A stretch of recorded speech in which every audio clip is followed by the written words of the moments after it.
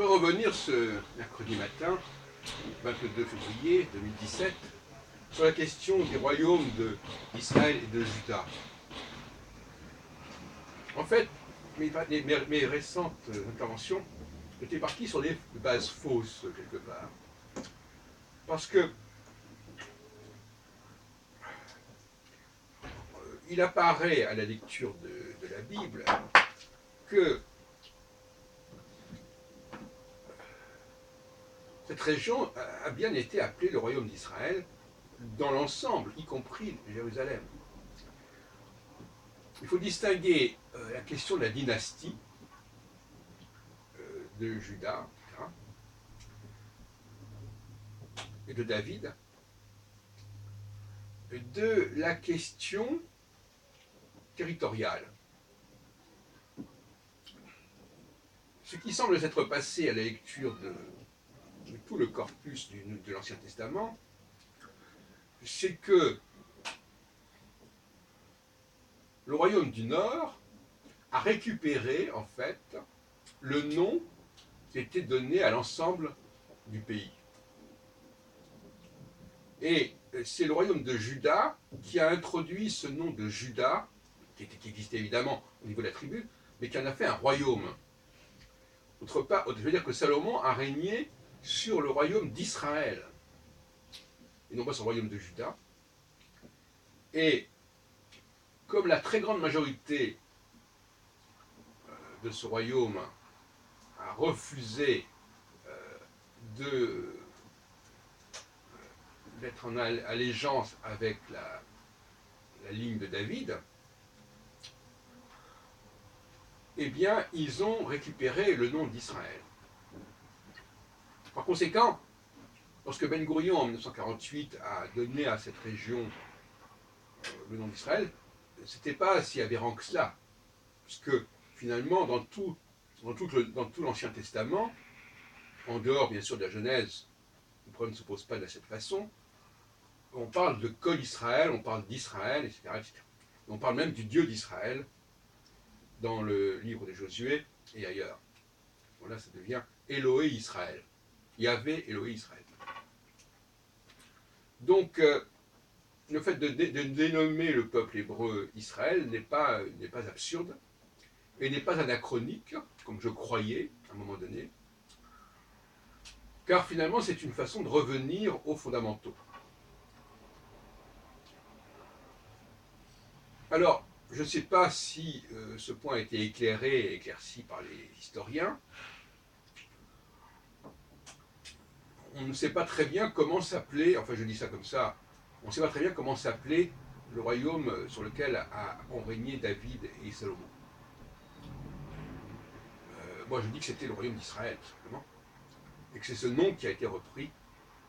Deuxièmement, la capitale de ce royaume d'Israël n'était pas Jérusalem, mais Shrem, c'est-à-dire Samarie. La preuve en est que lorsque Roboam, qui est l'héritier, donc le fils de Salomon, entend être reconnu par tout Israël, il se rend à Shrem, à Shomron, à Samarie. Et ce n'est en fin de compte que, du fait de la rupture, que Jérusalem devient la capitale du royaume de Juda. Et seulement du royaume de Juda, si on peut dire.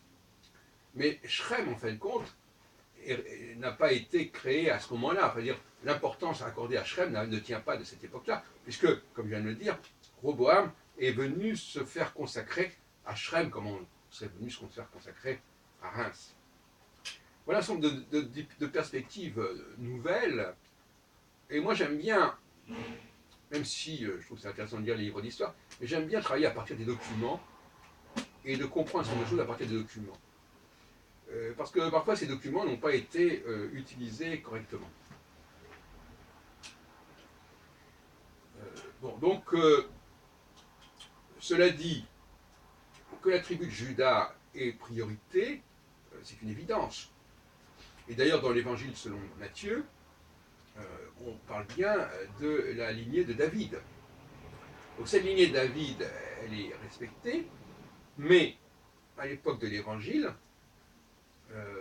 elle est respectée parce que tout simplement le royaume d'Israël a été, depuis longtemps d'ailleurs, détruit par les Assyriens au 8e siècle, dès le 8e siècle, dès la fin, en vers 722, donc dès la fin du 8e siècle, on compte à l'envers.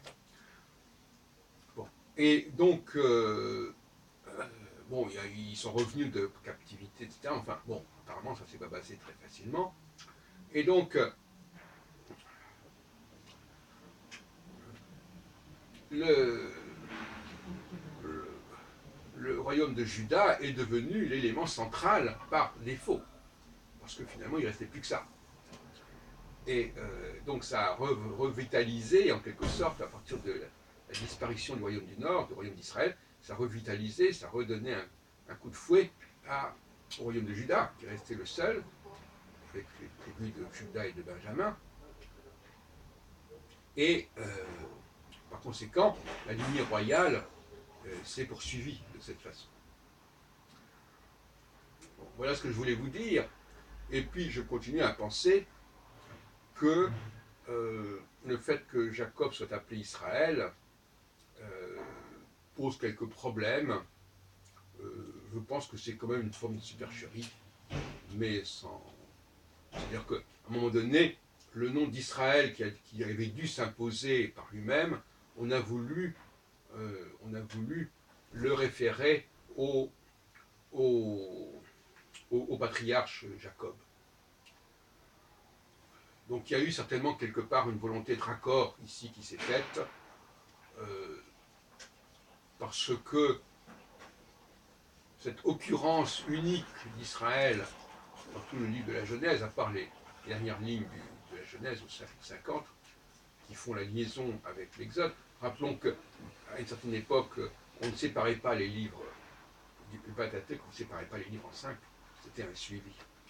Et donc, bon, il semble qu'on ait voulu effectivement relier ce terme d'Israël qui s'est manifesté, on ne sait pas très bien pourquoi.